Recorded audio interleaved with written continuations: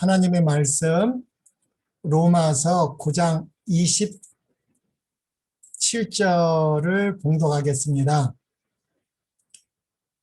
또 이사야가 이스라엘에 관하여 외치되 이스라엘 자손들의 수가 비록 바다의 모래 같을지라도 남은 자만 구원을 받으리니. 로마서 9장 27절은 이사야 선지자가 외친 것을 사도 바울이 말하고 있습니다. 우리가 이스라엘 역사를 배우는 이유가 무엇인지 이 성경 말씀에 나와 있는 것 같습니다. 하나님께서 아브라함하고 언약을 맺었죠. 그러나 아브라함의 후손들이 이 새 언약을 온전히 깨닫지 못하고 우상 숭배를 통해서 애굽의 종노릇 했습니다. 그런데 하나님께서는 아브라함과의 언약을 기억하시고 이스라엘 백성을 애굽에서 구원하여 내시고 시내산에서 하나님과 언약을 맺었습니다. 그래서 이스라엘 백성은 언약의 백성인데 왜 구원을 받지 못했는가? 우리는 이스라엘 역사를 통해서 또 우리는 재림교회라고 성경에 예언된 대로 요한계시록 12장 17절에 예언된 교회 남은 자손이라고 우리는 말하고 있습니다.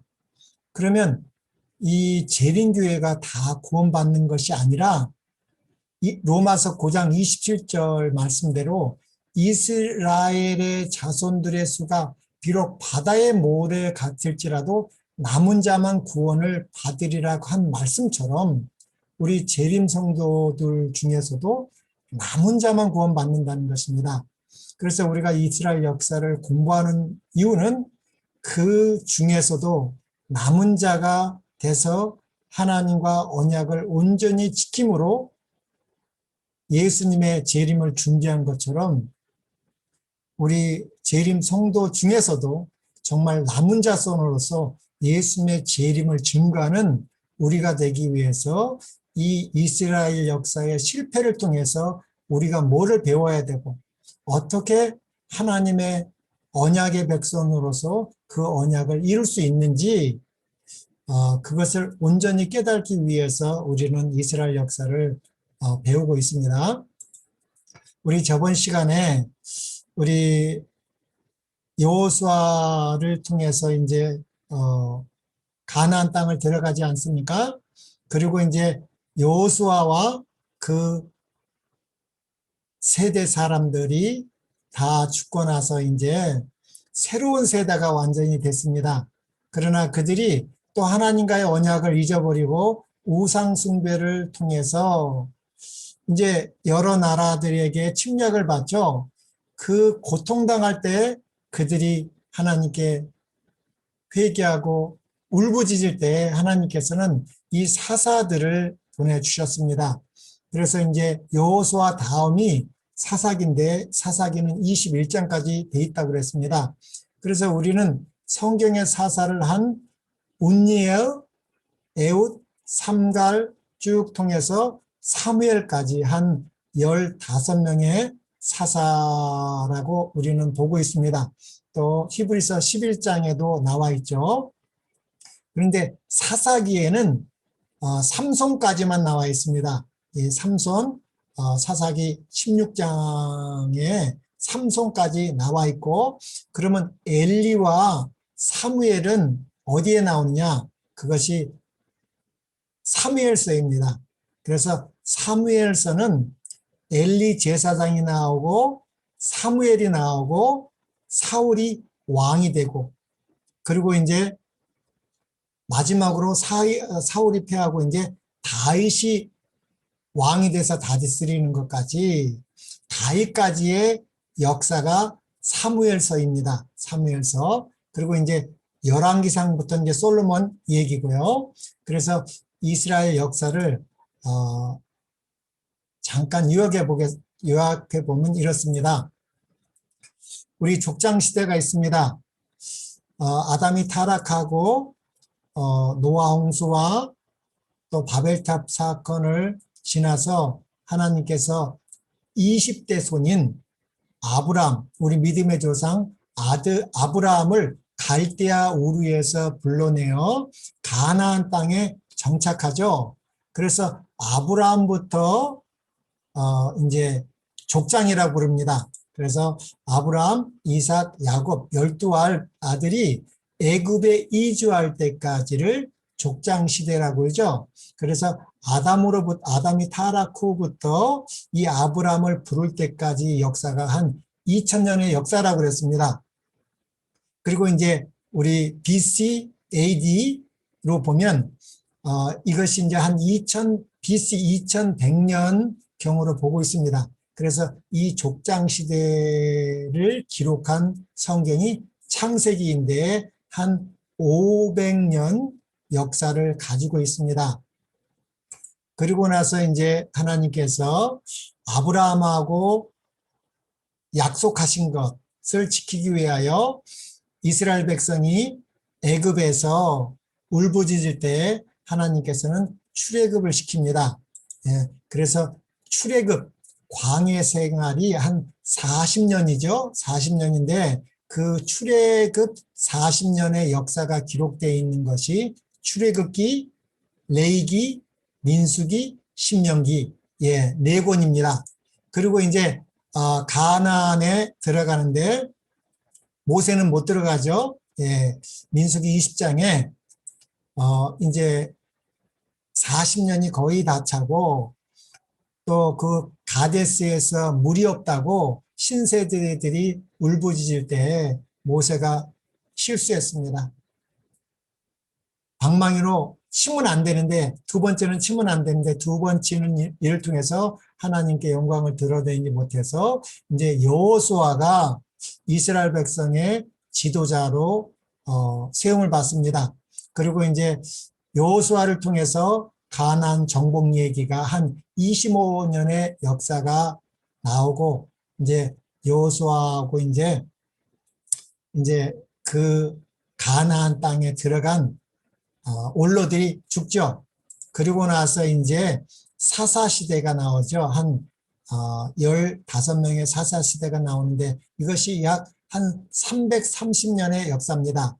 그래서 이 사사시대가 사무엘 선지자까지인데 사사기는 삼손까지라고 그랬습니다.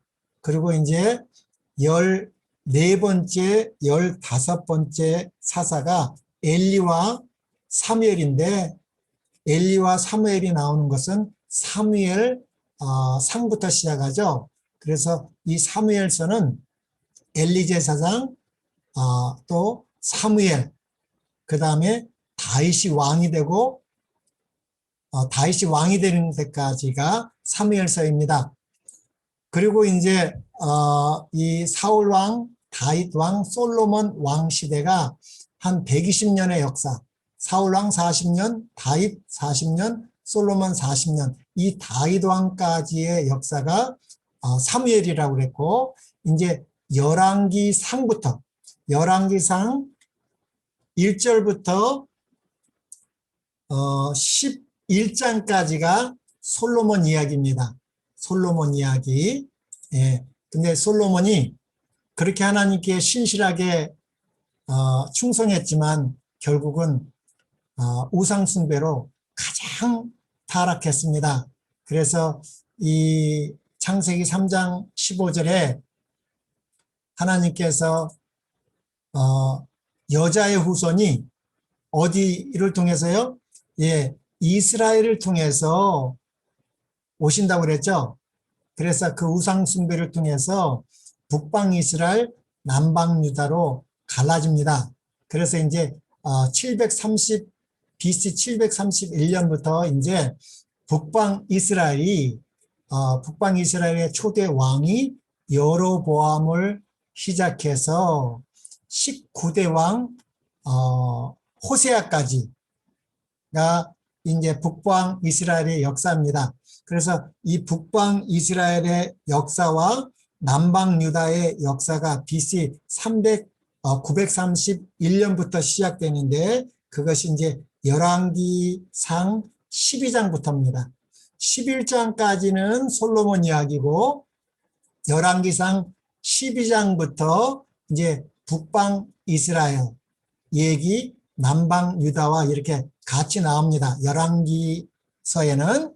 그리고 이제 북방 이스라엘이 BC 722년에 아수르에게 멸망되는 장면이 열왕기하 17장까지입니다. 열왕기하 17장까지 북방 이스라엘이 아수르에게 정복당합니다. 그리고 나서 18장부터 25장까지는 이제 남방 유다가 바벨론에 멸망당하는 바벨론 느부갓네살에게 BC 586년에 남방 유다까지 멸망당하는 이야기가 열왕기하 25장까지입니다. 그런데 이제 우리가 이렇게 좀 어려운 것이 열왕기서와 역대기가 어떻게 다른가? 우리가 보면 거의 비슷한 것 같은데 핵심은 다릅니다. 굉장히 중요한 것이 있습니다. 이 열왕기서는 북방 이스라엘, 남방 유다가 다 나오지만 역대기는 아닙니다. 북방 이스라엘은 없어지고 이제 남방 유다 이야기인데 간단하게 보면 역대기 1장부터 9장까지는 이 아담의 시조부터 시작합니다. 아담의 족보로부터 시작합니다. 그래서 이 역대상하는 굉장히 깁니다. 그래서 역대상 1장에서 9장까지 아담의 족보로부터 시작해서 바벨론 포로에서 돌아온 백성 얘기까지 기록되어 있고 또 열왕기상 9장 마지막 부분에 짤막하게 이 사울의 족보 이야기가 나옵니다. 사울 족보 이야기가 나오고 열왕기상 10장에는 사울이 죽는 얘기로 끝나요. 그리고 역대상 이제 11장부터 29장 끝까지 역대상 11장에서 29장 끝까지는 오직 다윗 왕 얘기입니다. 다윗 왕. 그러니까 열왕기는 이 메시아, 이 창세기 3장 15절에 예언한 여자의 후손이 이스라엘 통해서 결국은 남방 유다로 이어지는 얘기를 이어가고 있습니다. 북방 이스라엘은 이제 없어지고 그래서 이제 역대하 1장부터는 이제 다시 솔로몬 이야기가 나옵니다. 솔로몬 역대상 1장부터 9장까지는 솔로몬 이야기가 나오고 그 다음부터 이제 10장부터는 이제 북방 이스라엘 얘기는 안 나오고 여기 10장 여기부터 남방 유다가 르호보암부터 쭉 얘기가 나옵니다. 남방 유다 이야기가 나오고요. 그 다음에 역대하 마지막 34장에서 36장까지는 남방 유다의 마지막 5왕, 그 착한 요시야, 요아스, 요야김, 시드기야까지 마지막 왕 얘기가 나오면서 바벨론에게 완전히 정복당하는 얘기 나오고 그 다음에 바벨론 70년 포로 생활 언급되고 페르시아 고레스가 이스라엘 백성을 해방시키는 예루살렘 성전을 건축하라는 영까지 나오고 끝납니다. 그래서 이 역대상하고 역대하는 아담으로부터 페르시아까지 어떻게 이 여자의 후손이 이어지는지를 보여줍니다. 북방 이스라엘은 여자의 후손과 상관없잖아요. 그 이야기입니다. 그래서 이 북방 이스라엘은 완전한 우상 숭배를 통해서 하나님과 언약을 잊어버리고 BC 722년에 아수르에게 멸망을 당합니다. 열 지파지는 없어졌습니다. 그래서 그리고 남방 유다도 우상 숭배를 하지만 다 악한 왕은 아니었습니다. 특히 이 요시야 같은 착한 왕도 있었고요. 뭐 히스기야도 있었고, 그러나 많은 우상 숭배를 통해서 남방 유다도 바벨론에 결국은 멸망합니다. 이 아수르가 북방 이스라엘을 멸망시킨 얘기죠. 이 솔로몬의 아들 때에 이스라엘이 남북으로 분열됩니다. 솔로몬의 아들이 이제 르호보암 아닙니까? 예. 그리고 이 북방 이스라엘은 여로보암과 열 지파 완전히 분리되죠. 남방 유다 솔로몬의 아들 르호보암은 유다와 벤자민 두 지파, 그리고 북방 이스라엘은 여로보암을 왕으로 열 지파를 가집니다. 예. 그런데 이제 레위 지파는 12지파에 속하지 않지 않습니까? 그래서 이제 레위 지파는 북방 이스라엘에도 좀 있었고 남방 유다에도 있었습니다. 그래서 이 남방 유다는 르호보암과 유다 지파, 벤자민 이렇게 되어 있고요. 주전 722년 아수르가 북방 이스라엘을 멸망시킵니다. 우상 숭배를 통해서. 그리고 아수르는 남방 유다도 멸망시킬 힘이 있었으나 유다는 여자의 후손을 출생시킬 혈통이 있었으므로 하나님께서 남겨두셨습니다. 그래서 이 히스기야 왕 때에 북방 19대 왕인 호세아가 아수르에게 멸망당하죠.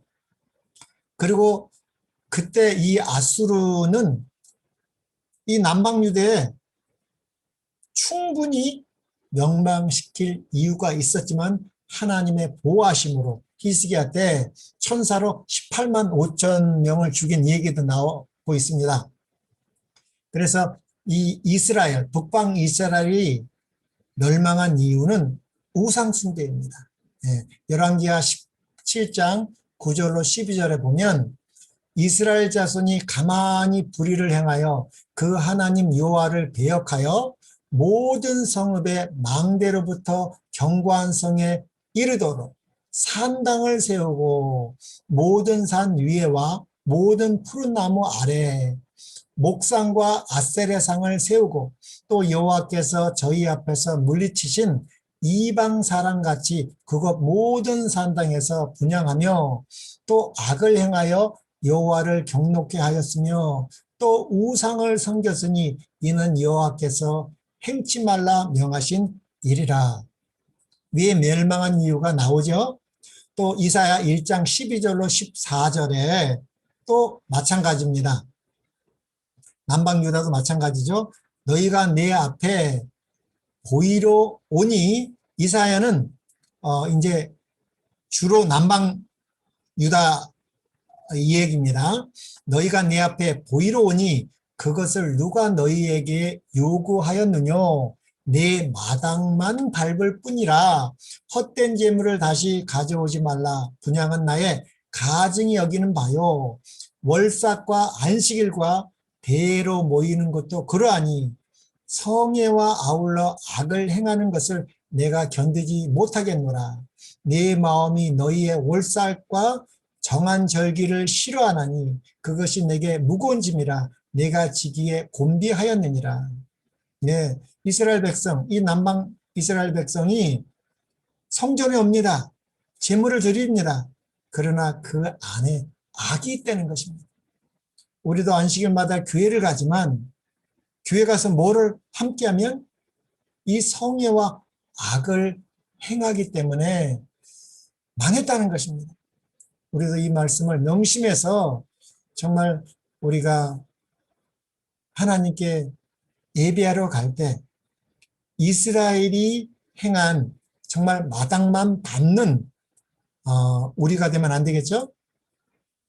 그래서 이 북방 이스라엘 왕은 여로보암으로부터 마지막 호세아까지 왕조가 아홉 왕조였습니다. 그러니까 성이 바뀌어요. 김씨, 박씨, 최씨, 뭐 이씨, 조씨, 왕조가 바뀌면 안 되는데 이 창세기 3장 15절에 여자의 후손으로 올 왕조는 한 왕조가 돼야 되는데 9왕조의 19왕이었고 209년간 유지했습니다. 209년간. 그런데 남방 유다는 이 솔로몬의 아들 르호보암, 그때가 931년부터라고 그랬죠. 르호보암으로부터 착한 왕이 몇 명 있습니다. 몇몇 왕이 있죠. 왕이 있고 20왕이 있습니다. 그런데 이 남방 유대는 왕조가 한 왕자입니다. 이 다윗 왕조입니다. 계속 다윗의 혈통이에요. 바뀌지 않죠. 바뀌면 안 되죠. 그래서 한 345년의 역사입니다. 그런데 이 남방 유다도 우상 숭배를 통해서 바벨론에게 세 차례 침공을 당하죠. 제일 먼저 침공을 당한 게 요야김이었습니다. 우리 13째 왕 히스기야 때가 아수르가 쳐들어와서 남방 유다를 완전히 다 거의 정복했습니다. 예루살렘도 거의 정복했는데 하나님의 보호하심으로 이렇게 지켜왔거든요. 그런데 결국은 이 요야김, 이 마지막 요시야, 요아스, 요야김, 시드기야, 이 5명의 왕이 역대하 34장에 36장인데 이 요시야 왕은 참 착한 왕이고 이 율법책을 발견하고 하나님께 언약을 회복한 이었지만 그의 아들 요아스 이 왕은 3개월밖에 안 했습니다. 실은 이 요시야의 4번째 아들이거든요. 그러나 이 요시야는 애굽에 이렇게 그와 화합하는 정책을 원하지 않아서 이 애굽 왕 누보, 바로 왕 누보와 전쟁하다 죽었죠. 그래서 이스라엘 백성이 이 요아스를 넷째 왕으로 모셨는데 이 바로 누보가 다시 쳐들어와서 이걸 애굽으로 잡아가고 요아스를 잡아가고 요시야의 둘째 아들 요야김을 왕으로 세웠습니다. 그러나 이 요야김은 아버지와 같지 않고 너무 악한 왕이었고 이때 요시야 이 5왕 때의 선지자가 누구예요? 에레미야입니다. 그리고 이 우시야부터 히스기야 므낫세까지가 이사야 선지자죠. 우리 배우고 있는 우시야, 요담, 아하스, 히스기야, 므낫세까지가 이렇게 이사야 선지자고 그 다음에 이제 요시야부터 마지막 눈물의 선지자 예레미야가 그렇게 경고를 하죠. 회개하고 돌아오라. 그리고 바벨론에 순종하라고 그랬는데 이 여호야김은 바벨론을 반역하는 일을 통해서 바벨론이 침공해서 이 여호야김 때 다니엘과 세 친구가 잡아갑니다. 바벨론 잡아갑니다. 그리고 이 여호야김의 아들이 여호야김인데 이도 3개월밖에 못합니다. 그래서 이 여호야김은 바벨론에 또 잡혀갑니다. 그렇지만 오랜 후에 바벨론에서 다시 회복을 하죠. 이 여호야김 왕은. 그리고 다시 요아스의 이 셋째 아들 같습니다. 이 셋째 아들 시드기야가 마지막 왕이 되지만 또 말을 안 듣습니다. 그래서 결국은 바벨론 3번의 침공을 통해서 완전히 포로가 돼가지고 성경은 이렇게 예언하고 있습니다. 바벨론 포로가 될 것을 예언하고 있는데 이것이 이사야 39장 5절을 7절입니다. 이사야가 히스기야에게 이르되 왕은 만군의 여호와의 말씀을 들으소서. 보라 날이 이르리니 내 집에 있는 모든 소유와 내 열조가 오늘까지 쌓아둔 것이 모두 바벨론으로 옮긴 바 되고 남을 것이 없으리라. 여호와의 말이니라. 또 내게서 날 자손 중에서 몇이 사로잡혀 바벨론 왕궁의 환관이 되리라 하셨나이다. 이사야가 처음에는 히스기야가 참 착했죠. 그래서 병도 낫게 해주고 히스기야가 뒤로 10도 물러가기까지 그 하나님께 정말 충성해야 되는데 이 바벨론 사전딸이 왔을 때 자기를 자랑했죠. 예, 여호와의 영광을 드러내지 않았기 때문에 이사야가 예언했고 이 예언대로 정확하게 이스라엘은 바벨론의 포로로 잡혀갔습니다. 다니엘서 1장 1절로 2절을 보면 유다왕 요야김이죠. 예, 이 요야김은 이제 마지막 요시야, 요아스, 요야김, 시드기야인데 이 요야김이 위에 있는 지 3년에 바벨론 왕 느부갓네살이 예루살렘에 이르러 그것을 에워쌌더니 주께서 유다 왕 요야김과 하나님의 전 기구 얼마를 그의 손에 붙이심에 그가 그것을 가지고 신할 땅 자기 신의 묘에 이르러 그 신의 보고에 두었더라. 그래서 이 느부갓네살 왕은 주전 605년에 1차 침입해서 다니엘과 세 친구를 잡아갔습니다. 또 2차 침입에서 주전 593년에 2차 침입에서 에스겔 선지자를 잡아가고 나머지 3차 그 시드기야 때 완전히 성전 예루살렘 성은 586년에 망했습니다. 에레미야가 예언한 대로 에레미야 29장 10절에 나 여호와가 이같이 말하노라 바벨론에서 70년이 차면 내가 너희를 공고하고 나의 선한 말을 너희에게 실행하여 너희를 이곳으로 돌아오게 하리라. 예. 그래서 이 에레미야가 바벨론에게 멸망당한다. 그래서 바벨론에 순종하면 하나님께서 다시 너희를 포로에서 해방시켜 주겠다. 그래서 이제 예레미야 23장에 보면 여호와 하나님이 애굽에서 너희를 구원하고 시내산에서 약속하신 여호와의 이름으로 하지 않고 바벨론에서 너희를 구원하는 새 언약을 에레미야에 보면 나옵니다. 그래서 이 이스라엘 백성이 두 번 구원받는데 한 번은 애굽에서 구원받는 것과 바벨론에서 구원받는 얘기가 나옵니다. 그래서 애굽에서 구원받는 것은 옛 언약을 말하는 것이고 바벨론에서 구원받는 건 새 언약인데 그 새 바벨론에서 구원받을 때에 성전의 핵심은 예수님이 되는 것입니다. 메시아. 왜냐하면 바벨론에서 돌아와서 성전을 지을 때는 그 지성소 안에 하나님의 언약이 말씀이 없었습니다. 그래서 애굽에서 구원받았을 때 하나님께서 시내산에서 친히 친손수로 십계명을 두 돌배 기록해서 지성소 안 언약궤 안에 집어넣었었죠. 그러나 우상 숭배에서 그것이 다 성전이 허물어지고 그 십계명 돌비를 하나님께서 숨기셨습니다.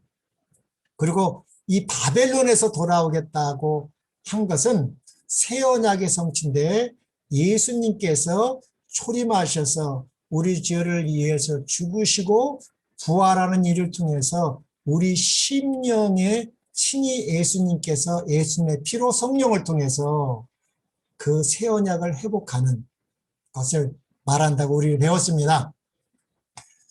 여기 에스라 1장 1절로 3절 바사왕 고레스 원년에 여호와께서 에레미야 입으로 하신 말씀을 응하게 하시려고 바사왕 고레스의 마음을 감동시키며 저가 온 나라에 공포도 하고 조소도 내려가로되 바사왕 고레스는 말하노니 하늘에 신 여호와께서 세상 만민으로 내게 주셨고 나를 명하사 유대 예루살렘에 전을 건축하라 하셨나니 이스라엘의 하나님은 참신이라. 너희 중에 무릇 그 백성된 자는 다 유다 예루살렘으로 올라가서 거기 있는 여호와의 전을 건축하라. 너희 하나님이 함께 하시기를 원하노라. 이거는 에스라에 이렇게 나와 있지만 이 말씀이 역대 이 에스라 1장에도 나와 있지만 에스라 바로 전이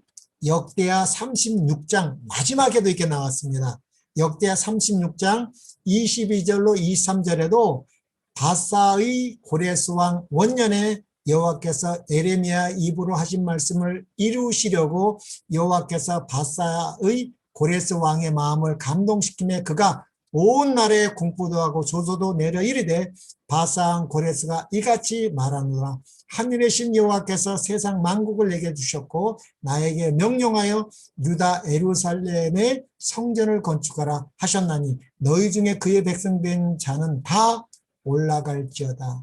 너희 하나님 여호와께서 함께 하시기를 원하노라 하였노라. 그래서 역대하 36장을 에스라는 반복한 것입니다. 그래서 역대 상하는 아담의 족보로부터 이 페르시아까지의 역사가 기록되어 있는 것입니다. 그리고 이스라엘 백성들이 이 바벨론에서 포로에서 해방되어 왔지만 이 새 언약을 온전히 깨닫지 못한 것 같습니다. 그래서 다시 율법주의와 형식 예배가 이루어진 것 같아요. 그래서 이 새 언약을 깨달았다면 삶이 변화됐을 때, 이 70년 포로 생활에서 돌아온 유다 백성들은 진정한 회개와 개혁 없이 율법 자체만 치중하여 형식적이고 기계적인 신앙의 틀을 만들었다. 율법주의 신앙의 전형이라고 했습니다. 이것을 통해서 우리는 새 천사의 기별을 재림 성도입니다. 새 천사의 기별도 뭐에서 나오라? 바벨론에서 나오라는 것입니다. 예. 그래서 우리도 이렇게 바벨론에서 나왔지만 우리도 이스라엘 백성처럼 이 율법주의나 이 형식적인 예배에 치중하지 않는지 우리는 명심해야 될 것 같습니다. 아모스 8장 5절에 아모스 선지자는 이렇게 말합니다. 너희가, 이 아모스는 이제 바벨론 포로 위에 얘기하는 건데, 너희가 이르기를 월삭이 언제나 지나서 우리로 곡식을 팔게 하며 안식일이 언제나 지나서 우리로 밀을 내게 할꼬. 마태복음 23장 27절 예수님께서는 이렇게 말했습니다. 화일쓸진저 외식하는 서기관들과 바리새인들이여 화칠한 무덤 같으니 겉으로는 아름답게 보이나 그 안에는 죽은 사람의 뼈와 모든 더러운 것이 가득하도다. 또 마태복음 23장 4절에도 또 무거운 짐을 묶고 사람의 어깨에 지우되 자기는 이것을 한 손가락으로도 움직이려 하지 아니하며. 그리고 신구약 400년의 역사입니다. 이 말라기 이제 우리 마지막 학계 스가랴 말라기 선지자까지가 이제 마지막이고, 그때부터 이 침례 요한의 출현 때까지는 한 약 400년의 기간을 신구약 중간사라고 봅니다. 그 신구약 중간사에는 이제 그 페르시아하고 그 다음에 헬라, 로마가 나오는데 이것은 다니엘서에 나와 있습니다. 특히 다니엘 11장에 이 신구약 중간사에 400년의 역사가 나와 있고 저번에 한번 우리가 조금 배웠죠. 그리고 나서 이사야가 예언한 대로 이 새 언약을 이루실 메시아의 선구자로 침례의 원을 보낼 것을 예언되어 있었습니다. 그것이 이사야 40장 3절로 5절에 보면 이 침례 예언이 예언되어 있고 또 말라기 3장 1절로부터도 이 선구자 침례 요한의 예언이 이렇게 예언되어 있습니다.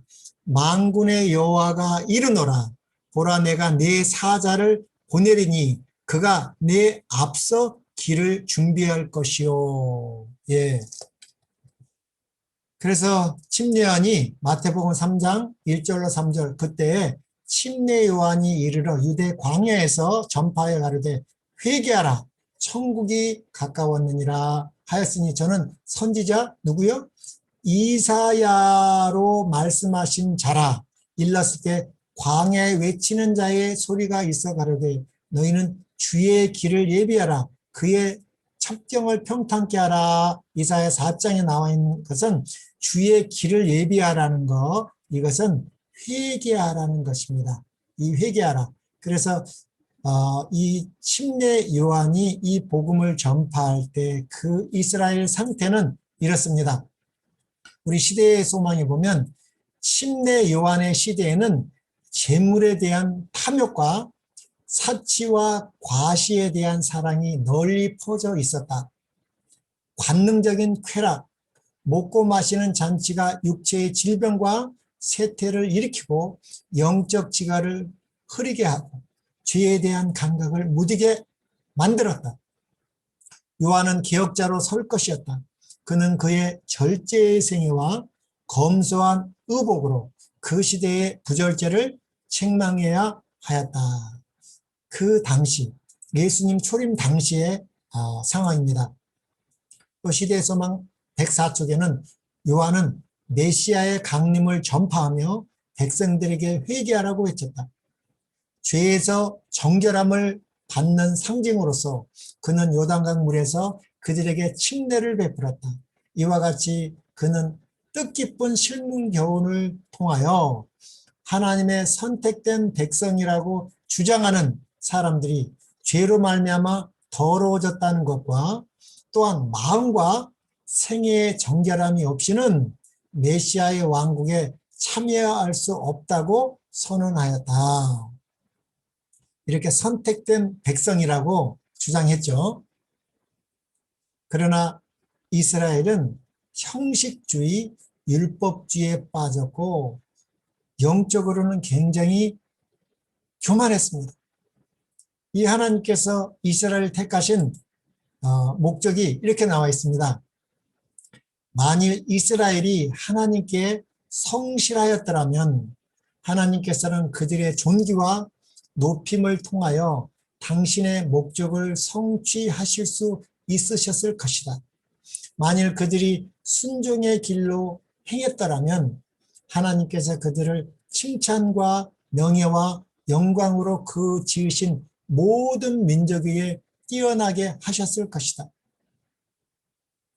너를 여호와의 이름으로 일컬음을 세계 만민이 보고 너를 두려워하리라고 모세는 말하였다. 이 모든 규례를 듣고 열국은 이 큰 나라 사람은 과연 지혜와 지식이 있는 백성이로다라고 말할 것이었다. 이 신명기에 이렇게 나와 있었습니다. 그러나 이들에게 옛 언약을 주신 이유는 이스라엘 백성의 자기 의로는 절대 구원을 이룰 수 없다는 것을 깨닫기 위하여 옛 언약을 주셨고 새 언약을 믿고 새 언약을 믿음으로 성령을 통해서 이런 죄에서 승리하는 것을 깨닫지 못하고 하나님의 언약을 지키지 못한 것 같습니다. 또 시대의 소망 29쪽에 메시아의 강림을 갈망하기는 하였지만 메시아의 강림을 갈망하긴 했어요. 그러나 그 새 언약을 믿지 않고 유대인들은 메시아의 사명에 대하여 참된 개념을 전혀 갖지 못했다. 이, 이 유대인들과 같이 우리 재림 성도들도 마찬가지로 이 메시아의 초림을 갈망했지만, 우리도 예수님의 재림을 갈망했지만, 진정한 이 세 천사의 기별, 2300주야 끝에 성소 정결 기별을 깨닫지 못하면 이 유대인들과 같은 절차를 밟지 않는가, 그런 생각이 저는 자꾸 듭니다. 그들은 죄로부터의 구속이 아니라 로마로부터의 해방을 얻으려고 애썼다. 그들은 압제자의 권세를 깨뜨리고 이스라엘 나라를 세상 만국을 지배하는 나라로 높이는 정복자로 메시아가 오시기를 고대하였다. 이리하여 그들이 구주를 거절할 길이 마련되었다. 그러나 우리는 지금 예수님의 재림이 얼마 남지 않았는데 너무 평안하지 않습니까? 이때는 예수님의 초림을 기다리는 이 유대인들에게는 핍박을 로마로부터, 그러나 이 로마의 정신이 이 로마 캐토릭을 통해서, 이 작은 풀을 통해서 이 재림을 기다리는 우리 재림 성도들을 평안 가운데에서 이렇게 빠지게 하는 것 같습니다. 이스라엘 백성이 출애굽하고 하나님께 언약을 신실히 지키지 못하고 우상 숭배를 통해서 40년을 돌았습니다. 그래서 9세대는 다 죽고 이제 신세대가 이 요단강 건너편 모압 평지 시딤에서 이제 거기 동쪽, 요단강 동쪽에 있는 아모리 왕 시온 왕과 그 거인 바사는 옥까지 완전히 정복을 했습니다. 그래서 이제 사기가 아주 높았죠. 그래서 이제 가나안 땅을 이제 들어가기만 하면 되는데, 그때 이제 쉬고 있었습니다. 이제 다 이제 40년의 그 역경은 끝나고 쉬고 있을 때 사단은 노린 것입니다. 어떻게 노렸어요? 그 발람을 통해서 어떻게 해요? 미디안 여인들, 창녀 제사장을 통해서 이스라엘 진으로 몰래 들어가게 해서 이 모압 왕 발락이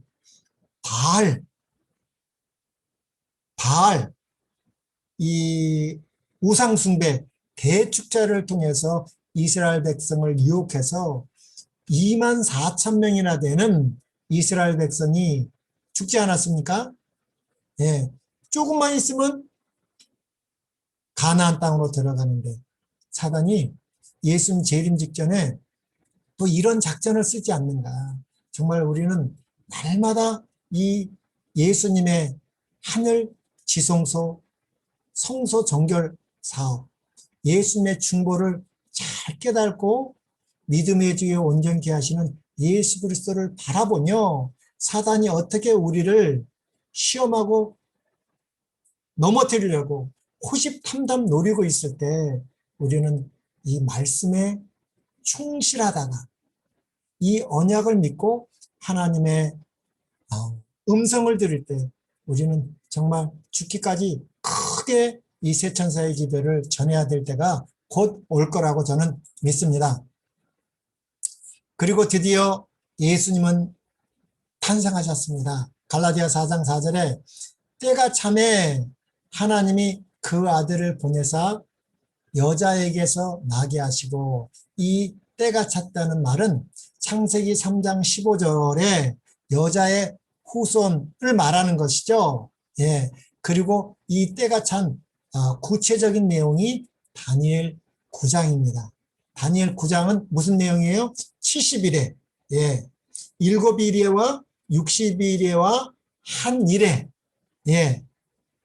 정확히 나오죠? 예. 그래서 이 때가 찼다는 것은 70일에 유대인들을 위하여 이 메시아를 보내시겠다는 이 예언이 찼고, 정말 여자, 누구요?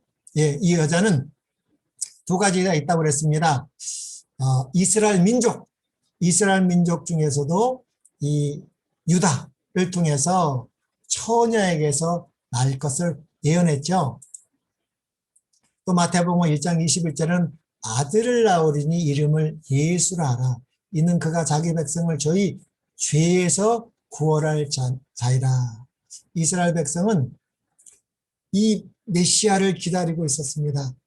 절기나 성서봉사에서 이 메시아, 예수님의 십자가를 상징하는 유월절뿐만 아니라 이 메시아가 우리 죄를 위해서 죽으시고 부활할 초실 요제절은 곡식단 한 단을 흔드는 것은 메시아는 십자가에 죽을 뿐만 아니라 부활하여야지 메시아가 되는 것입니다.